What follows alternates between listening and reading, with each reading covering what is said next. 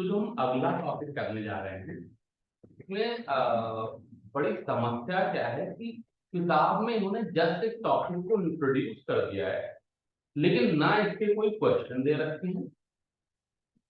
पुराने जमाने में जब हम लोग पढ़ाई करते थे तो जेईई मेन वगैरह में आईआईटी में से क्वेश्चन आया करते थे, लेकिन आजकल इसके क्वेश्चन भी आ नहीं रहे हैं। तो मैं इसको बहुत ज्यादा तवज्जो नहीं दे रहा, पर फिर भी इंट्रोड्यूस कर दे रहा हूँ क्लास में, बिकॉज एनसीईआरटी में दिया हुआ है। और जब कभी जरूरत पड़ेगी तो आगे कभी से प्रॉब्लम कराऊंगा या शायद नहीं भी कराऊंगा, पर फिर भी जो बेसिक कंसेप्ट है वो समझ लेते हैं। ये कह रहा है सपोज करो मेरे पास एक रॉड, ठीक है, और यहाँ पर एक पॉइंट होता, सपोज कोई पॉइंट होता मेरा x,0 और रॉड होती जिसकी लेंथ 2l होती। ये 0,l से 0,-l के बीच में रखी होती और इसको ये रॉड पे क्यू चार्ज देते। तो यहां पर x,0 पे इलेक्ट्रिक फील्ड कितनी है? ठीक, तो पहली बात तो ये है कि ये जो इलेक्ट्रिक फील्ड होती इसकी value k q by x square नहीं। क्यों? क्योंकि ये पॉइंट चार्ज है, ठीक है। जैसे मान लो ये वाला टुकड़ा है, यहां से दूरी x है, लेकिन ये वाला जो टुकड़ा है इसकी दूरी तो x नहीं है, पक्का। दूसरी बात क्या है, जो सारे पॉइंट्स हैं उनकी वजह से फील्ड है वो ऐड भी नहीं कर रहे। ये वाला टुकड़ा फील्ड इस दिशा में देगा, यहाँ पे कोई पॉइंट होगा वो फील्ड इस दिशा में देगा, तो फिर मुझे वेक्टर ऐड करने पड़ेंगे। ये बड़ी समस्या की बात। अब इस समस्या को हैंडल करने का तरीका बहुत ही सिंपल है। इन्होंने कहा कि हम लोग एक चीज डिफाइन कर लेते हैं, लैम्डा। इसको हम बोलते हैं लीनियर चार्ज डेंसिटी। हम लोगों का मास पर यूनिट वॉल्यूम डेंसिटी होता था, तो चार्ज पर यूनिट लेंथ को हम लोग लैम्डा कहेंगे। इस प्रॉब्लम में लैम्डा कितनी हो जाएगी बताओ यश? चार्ज पर यूनिट लेंथ। इस रॉड पे कितना चार्ज पर यूनिट लेंथ है?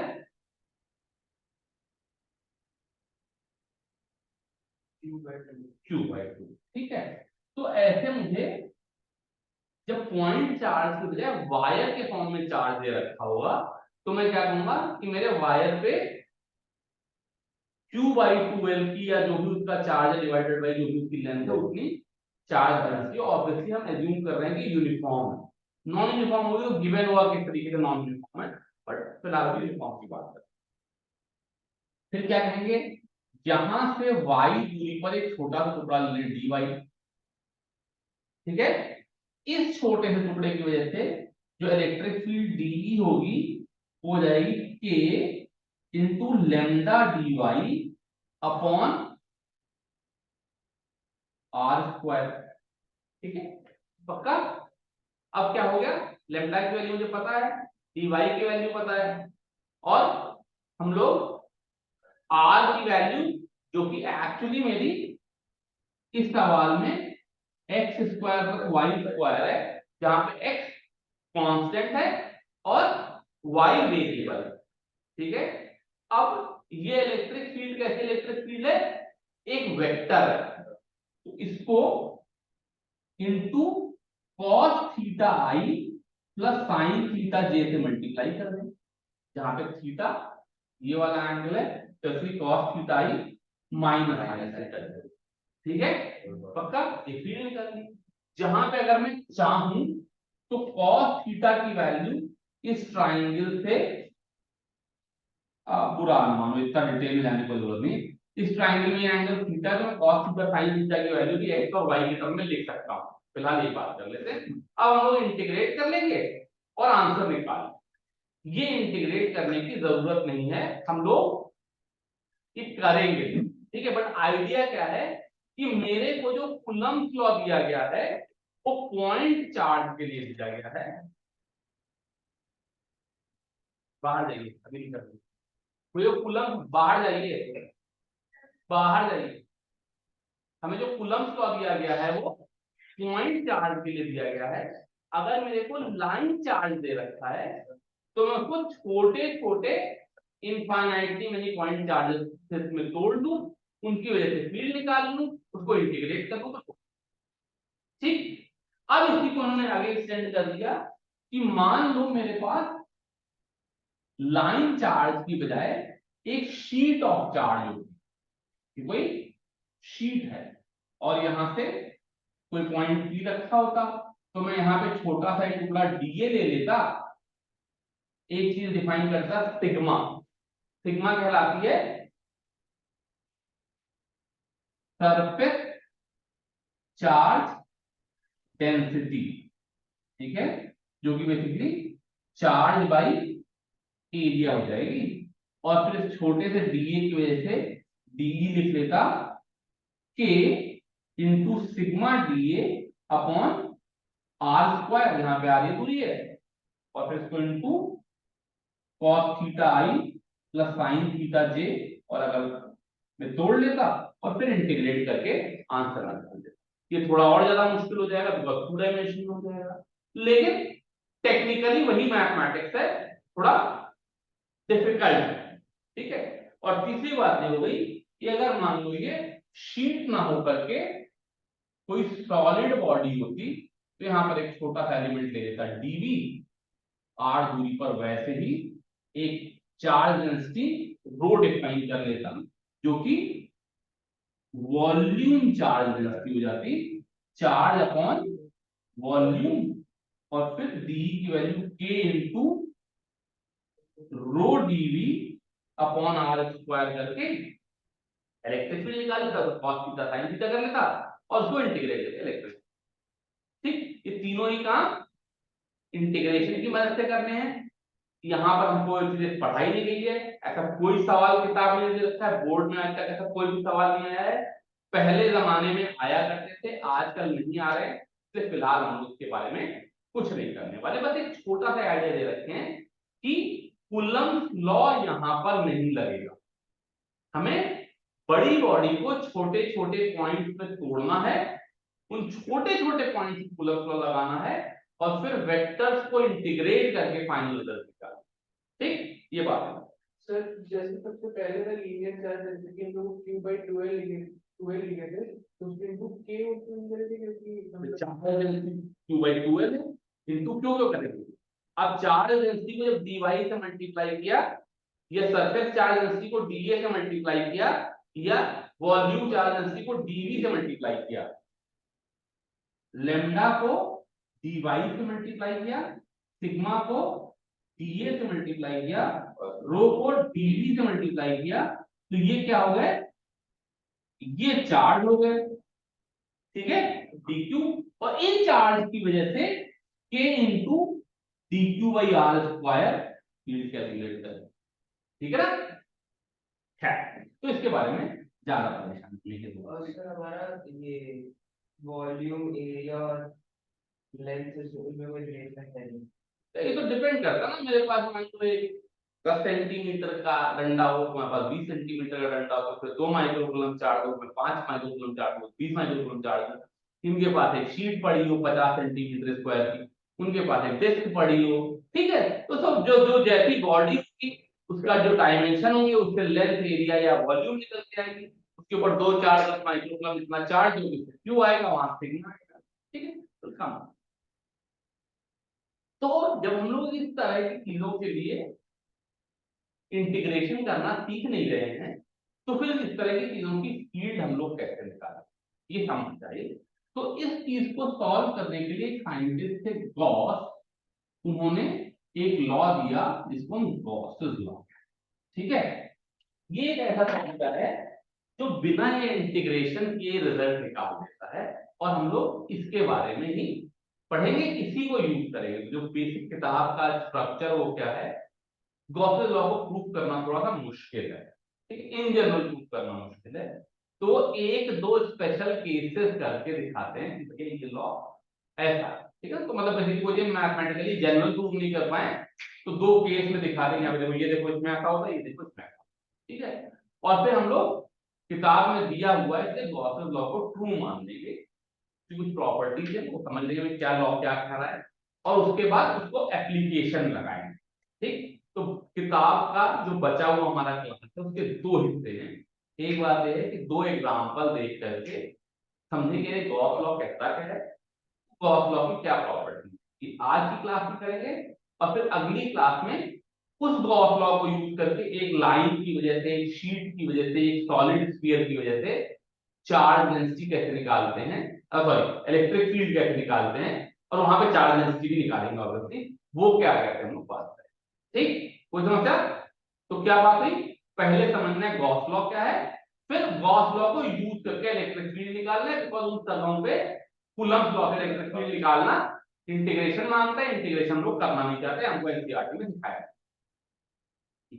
तो गॉस ने कहा कि सपोज गॉस ने नहीं कहा, हम लोग एक एग्जांपल ले रहे हैं, ठीक है, मान लो एक +2 चार्ज हो और इसके चारों तरफ r रेडियस का एक स्फीयर बना, क्या तो कुछ समझता है?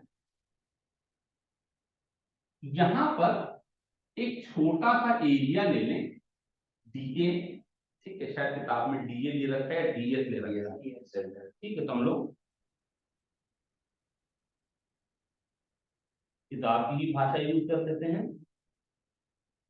ये हम लोग बात कर रहे हैं गॉस लॉ के बाद, ये फिगर बना हुआ है स्फीयर के ऊपर, यहां पर एक छोटा सा एरिया ले लिया डीएस, ठीक है, इस डीएस एरिया की वजह से हम इस डीएस एरिया के थ्रू इलेक्ट्रिक फ्लक्स निकालना चाहते हैं। तुम्हें याद हो इलेक्ट्रिक फ्लक्स की डेफिनेशन क्या थी, ई डॉट डीएस। तो यहां पर इलेक्ट्रिक फील्ड वेक्टर किस दिशा में होगा, किस दिशा में, रेडियली आउटवर्ड। स्फीयर का परपेंडिकुलर भी किस दिशा में होगा, रेडियस के लॉन्ग। तो जो मेरा डीएस वेक्टर होगा या डेल्टा एफ वेक्टर किताब में लिखते हैं, जो डेल्टा एफ वेक्टर होगा वो भी इसी दिशा में होगा।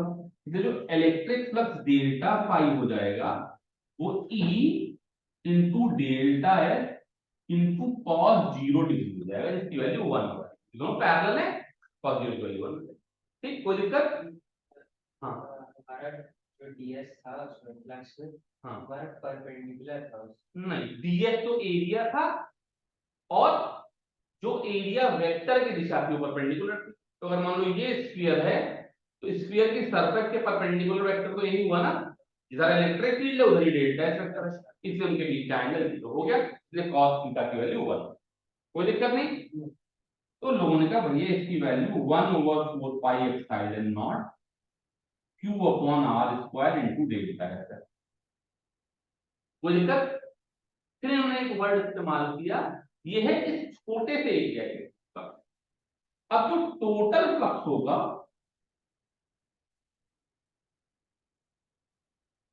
फाई, वो क्या हो जाएगा, जैसे मैंने ये एरिया ऐसे ये ले लूं, ये ले लूं, तो पूरे इसके छोटे छोटे एरिया ले लूं। अब इंटरेस्टिंग बात क्या है, जब मैं इसको ऐड करूंगा तो जो 1/4 पाई एप्सिलॉन नॉट, यहाँ आर स्क्वायर लिखना भूल गया, क्यू बाई आर स्क्वायर है, ये पूरे स्फीयर की सरफेस पे सब जगह कांस्टेंट है, तो ये सिग्मा के बाहर आ जाएगी। ये जो सम ऑफ डेल्टा फाई है वो हो जाएगा 1/4 pi epsilon naught Q by R square sigma divide है। इसमें एरिया जोड़ लेंगे और इलेक्ट्रिक फील्ड तो सम के बाहर आ गई। सिग्मा डेल्टा इसकी वैल्यू स्फीयर का टोटल एरिया, तो ये हो जाएगा 1/4 pi epsilon naught Q by R square into 4 pi R square, R square काट दे 4 पाई हो, ये क्यू बाई एप्सिलॉन। यही गॉस का लॉ है। गॉस ने क्या कहा, for a closed surface, closed surface का मतलब ये क्लोज सरफेस नहीं है, ये क्लोज सरफेस है, स्फीयर हो सकता है, क्यूब हो सकता है, ये कोई रैंडम शेप की भी सरफेस हो सकती है। गॉस के लिए वो परफेक्ट शेप की सरफेस होना जरूरी नहीं है, ठीक है, for a close surface total flux, तो ये कोई रैंडम सरफेस है, यहां मैं छोटा सा डेल्टा एस लूं, यहाँ पे इलेक्ट्रिक फील्ड वेक्टर ऐसे है, डेल्टा एस ऐसे है, ये कोई दूसरा एरिया लूं, यहाँ पे इलेक्ट्रिक फील्ड वेक्टर ऐसे है, डेल्टा एस ऐसे है, ये कोई तीसरा एरिया लूं, यहाँ पे डेल्टा एस ऐसे है, इलेक्ट्रिक फील्ड वेक्टर ऐसे है। इन सब छोटे छोटे एरिया के लिए फ्लक्स निकालूं और पूरी सरफेस पे ऐड कर दूं तो उसकी value Q in by epsilon not हो जाएगी। यानी कि सपोज करो यहाँ पे 2 माइक्रो कूलम रखा होगा, यहाँ पे -1 माइक्रोकूलम रखा होगा, यहाँ पे 4 माइक्रोकूलम रखा होगा। ठीक, तो जो ये किसी भी पॉइंट पे फील्ड तुम लिख रहे हो, ये इन तीनों चार्जेस की वजह से है, और उनका फ्लक्स क्या हो जाएगा, उन तीनों चार्जेस की फील्ड के सम की वजह से होगा। लेकिन जब मैं ऐड करूंगा तो जो बाहर वाला चार्ज है इसकी वजह से जो फ्लक्स होगा वो ऐड अप होकर के 0 हो जाएगा, और जो अंदर वाले चार्जेस हैं उनकी वजह से फ्लक्स जो होगा वो ऐड अप होकर के Q/ε0 हो जाएगा। तो यहां पर गॉस लॉ के हिसाब से जो टोटल फ्लक्स हो जाएगा वो सिंपली 2 - 1 यानी कि 1 × 10⁻⁻⁶ अपॉन एप्सिलॉन। ये 4 माइक्रोकूलम जो बाहर है उसको देखने की जरूरत नहीं है, जो अंदर चार्जेस हैं उनको ऐड कर दो, और ऐड का मतलब है विद साइन ऐड कर दो। 2 और 2 होते तो 4 हो जाते, -3 और -5 होते तो -8 हो जाते, लेकिन 2 और -1 है तो +1 होता है। ये तक, ये बात क्लियर हो गई। एक बात इन्होंने यहां पर करके दिखा दी। दूसरा इन्होंने एग्जांपल लिया,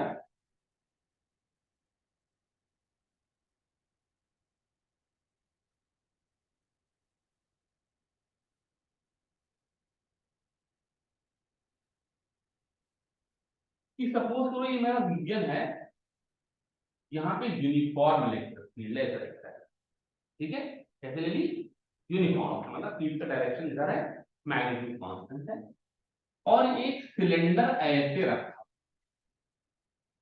ठीक है। तो इस सिलेंडर की 3 सरफेस तुमने कह दी। एक सरफेस कह रहे हैं सरफेस नंबर 1, ये सरफेस नंबर 2, ये वाली जो सरफेस है सरफेस नंबर 3। जो फ्लक्स हो जाना चाहिए तो ϕ1 + ϕ2 + ϕ3, है ना। ϕ1 की वैल्यू जो हो गई वो हो गई वेक्टर E.H1, ठीक है। अब क्या हो रहा है, यहां पर गॉस ने एक और बात कही जो जानने की जरूरत है, पहले मैंने बात बोली नहीं थी। कोई एरिया हो तो मैंने कहा एरिया वेक्टर उसके परपेंडिकुलर होता है। ये प्रॉब्लम बड़ी गंभीर है, किसी चीज के 2 परपेंडिकुलर होते हैं, एक इधर वाले एक इधर वाले। तो गॉस ने कहा कि हम लोग वो वाला परपेंडिकुलर लेंगे जो आउटवर्ड नॉर्मल है। इसका मतलब S1 वेक्टर इस दिशा में है और E वेक्टर इधर इस दिशा में है, इसलिए E.S1 की वैल्यू कितनी हो जाएगी, -ES2, ठीक, क्योंकि इलेक्ट्रिक फील्ड और एरिया वेक्टर के बीच का एंगल 180 डिग्री है, cos 180 की वैल्यू ϕ2 की वैल्यू हो जाएगी E.S2, जो कि +ES2 हो जाएगा, क्योंकि इलेक्ट्रिक फील्ड वेक्टर भी इधर है और एरिया वेक्टर भी इधर है, ठीक है। और ϕ3 की वैल्यू 0 हो जाएगी, क्योंकि इलेक्ट्रिक फील्ड वेक्टर तो ऐसे है लेकिन एरिया वेक्टर अलग अलग है।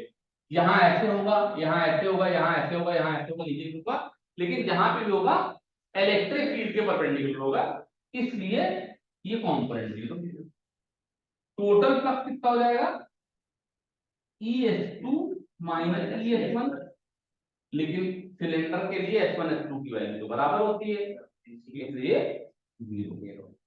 तो ये क्या कह रहे हैं, पिछले एग्जांपल में कहा कि अगर एक स्फीयर के अंदर चार्ज Q रखा है तो उसके थ्रू टोटल फ्लक्स कितना हो गया, Q/ε0।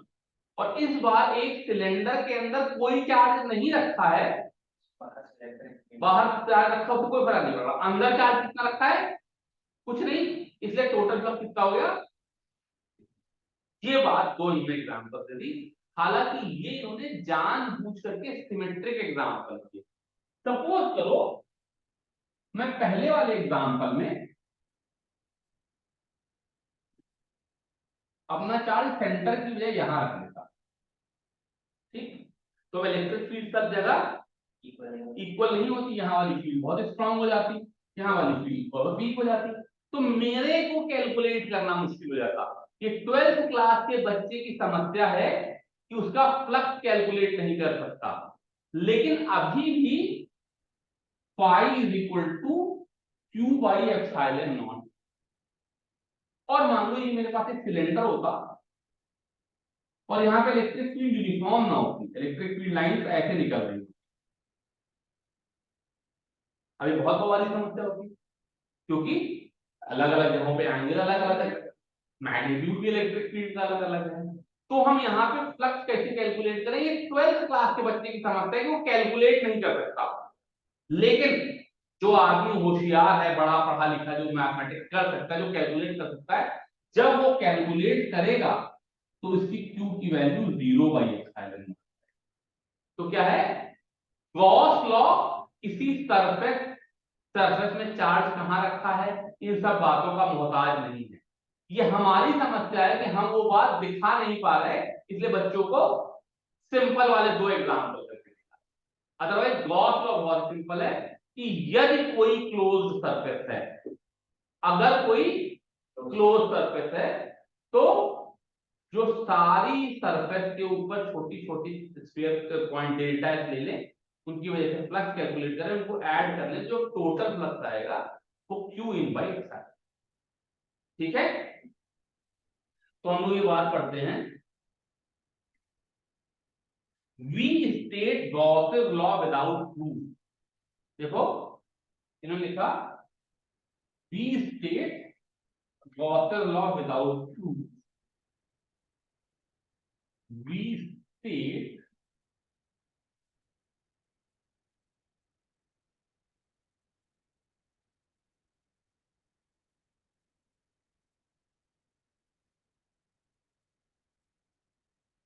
that electric flux of a closed surface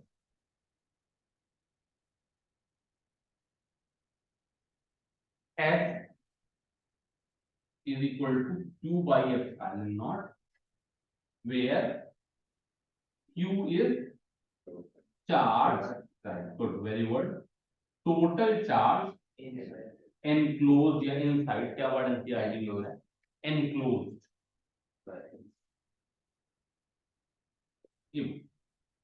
ठीक है, क्या तो कोई दिक्कत। अब इसको यूज कैसे करेंगे, ये भी 2 मिनट में मतलब अगली क्लास में हम लोग एप्लीकेशन में आएंगे तो इसके बारे में पढ़ेंगे। पर ये गॉस ने कह दिया, एक सरफेस है, उसके थ्रू जो नेट फ्लक्स है वो Q in by epsilon not है। तो यहां से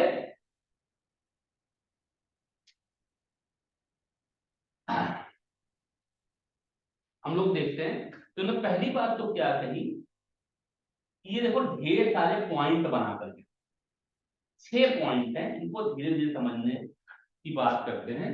पहला पॉइंट कह रहे हैं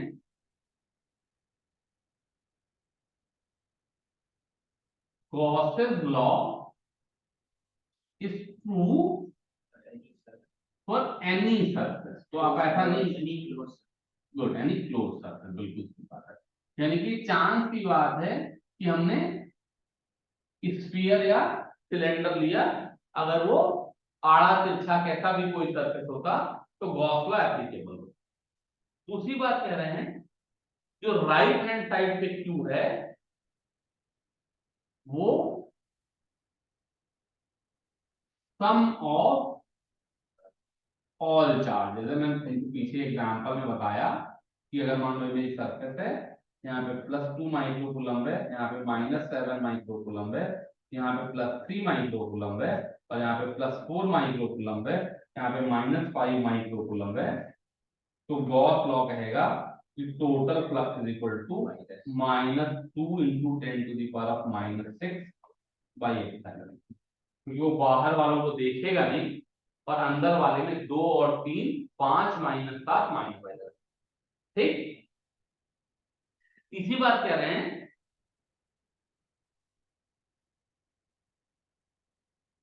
कि यही वाली बात कह रहे हैं, if some charges are inside and some outside बोलो। The electric field is due to all the charges Then and outside. E is due to All all charges. ये बहुत इंपॉर्टेंट बात है। कोई पूछे कि भैया यहाँ पर ये फ्लक्स निकालना है, एरिया वेक्टर डेल्टा एस है, तो जो इलेक्ट्रिक फील्ड वेक्टर लिखेंगे उसमें 2 3 -7 4 और -5 ये सब कंट्रीब्यूट करेंगे। लेकिन जब हम ऐड करेंगे तो 4 और -5 के भी फ्लक्स के टर्म होंगे, लेकिन वो ऐड होकर 0 हो जाएंगे। ठीक, जैसे क्या हो रहा था हमारे सिलेंडर में, यहां पर एक्सटर्नल फील्ड की वजह से फ्लक्स था, यहां पर भी एक्सटर्नल फील्ड की वजह से फ्लक्स था, लेकिन दोनों जुड़ करके 0 हो जाता है। ठीक है, तो E is due to all charges but phi is due to Q in only। ठीक है, Q in का मतलब जो अंदर वाले। यहां तक कोई समस्या?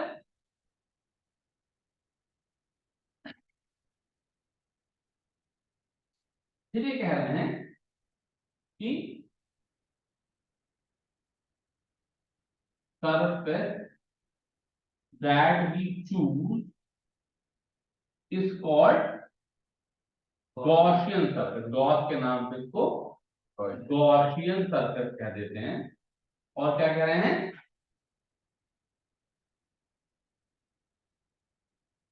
ये कह रहे हैं यू में choose any Gaussian surface but it should not pass through a discrete charge. यानी क्या हुआ,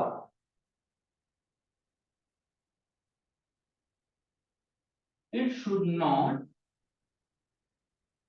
pass through a discrete charge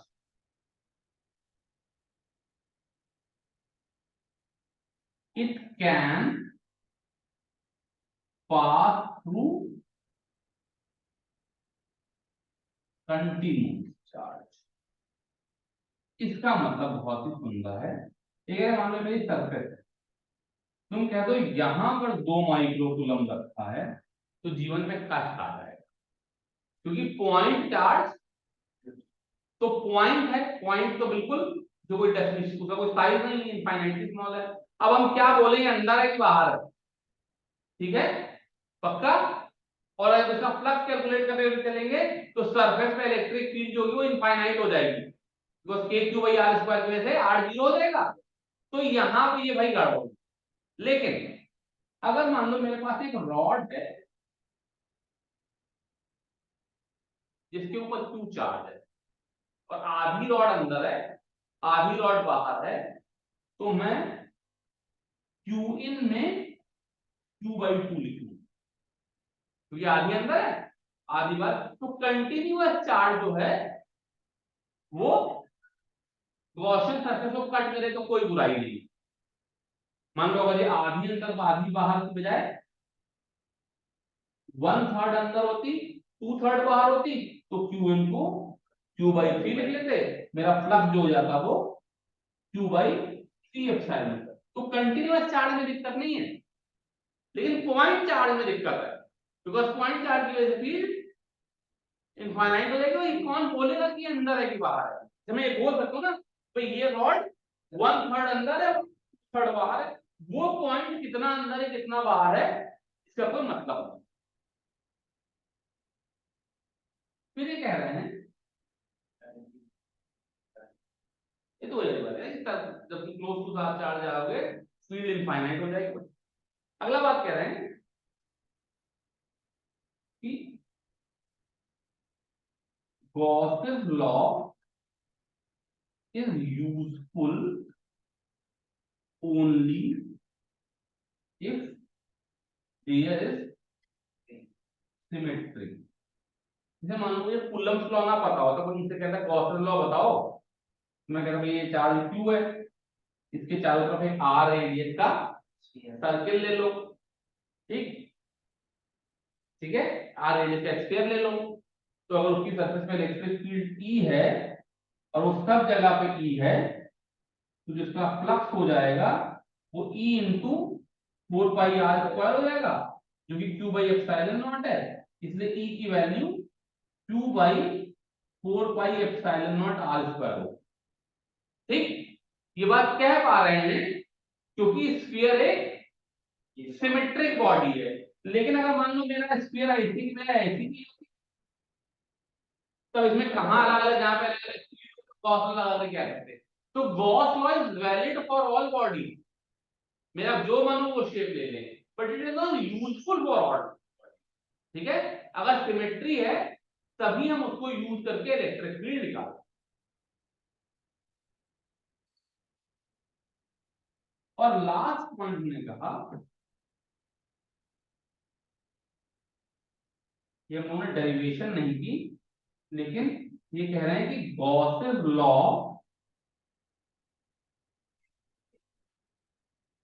is based on inverse square law, यानी कि E proportional to 1 by R square होती है।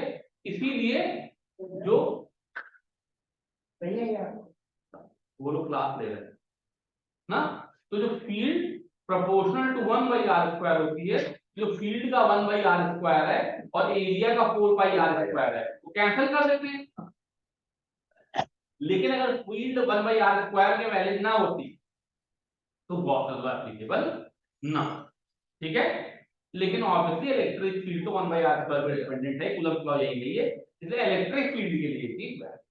ठीक है, यहां तक जो हम लोगों ने बात कर ली, इसके बेसिस पे इन्होंने दो एग्जाम्पल दे दिए।